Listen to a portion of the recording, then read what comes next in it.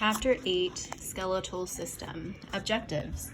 List the functions of the skeletal system and the classification of bones by size and shape. Differentiate between the composition and location of compact and spongy bone. Describe the structure of a long bone.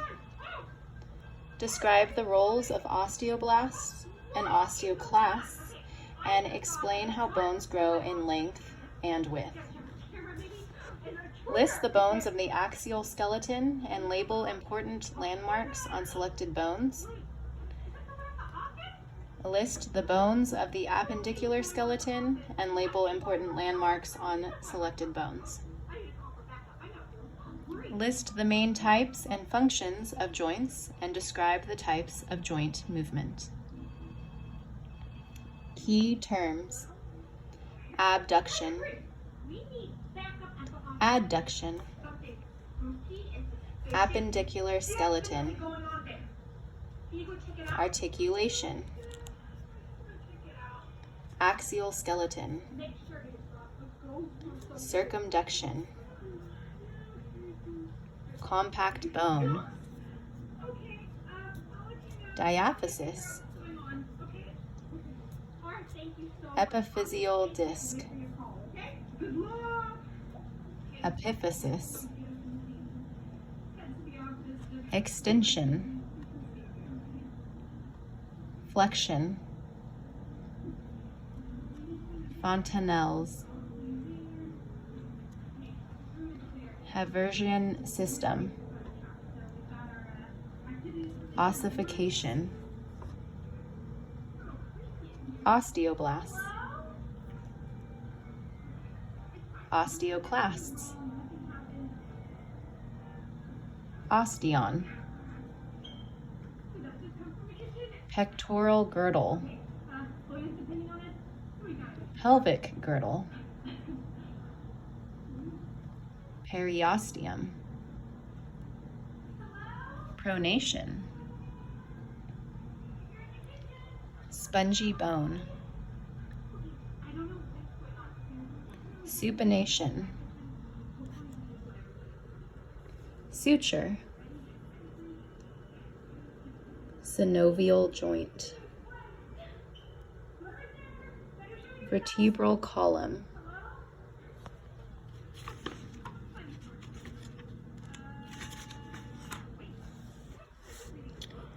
bones. An overview: sizes, shapes, and markings. Bones are classified as long, short, flat, and irregular.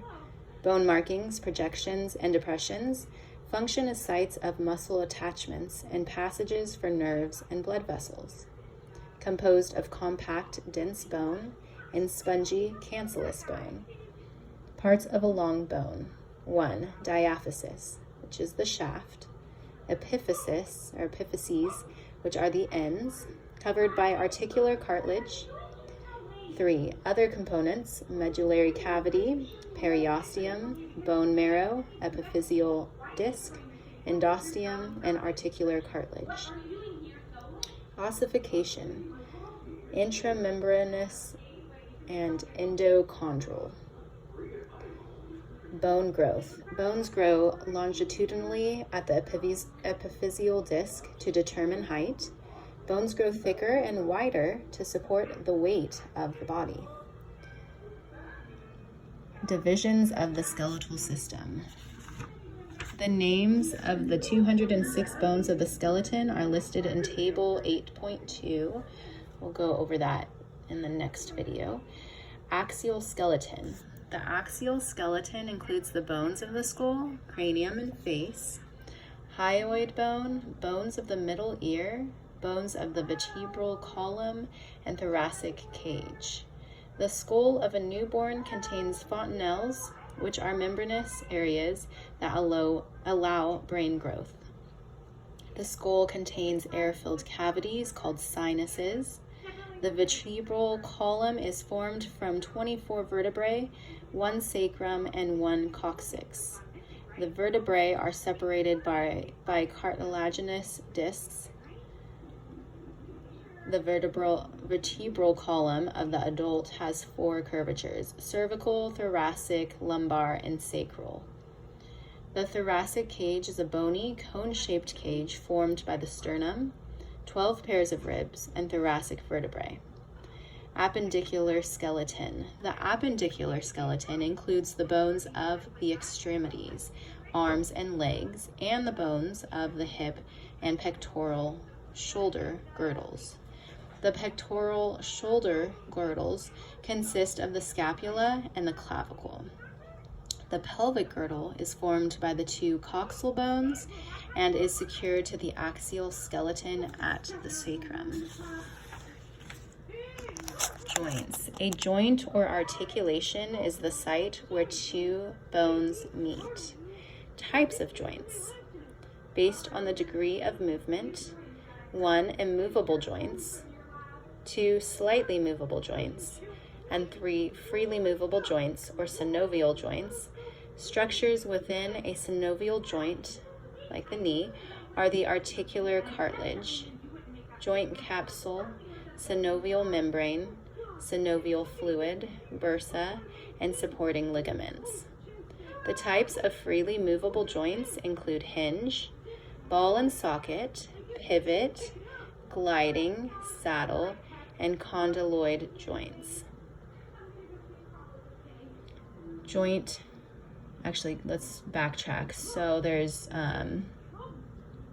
1, 2, 3, 4, 5, 6 freely movable joints or synovial joints. And again, those are hinge, ball and socket, pivot, gliding, saddle, and condyloid.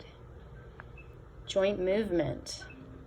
There's flexion, extension, and hyperextension, abduction and adduction, inversion and eversion, supination and pronation, circumduction, plantar flexion, and dorsiflexion. And that's just the summary for the skeletal system, chapter 8.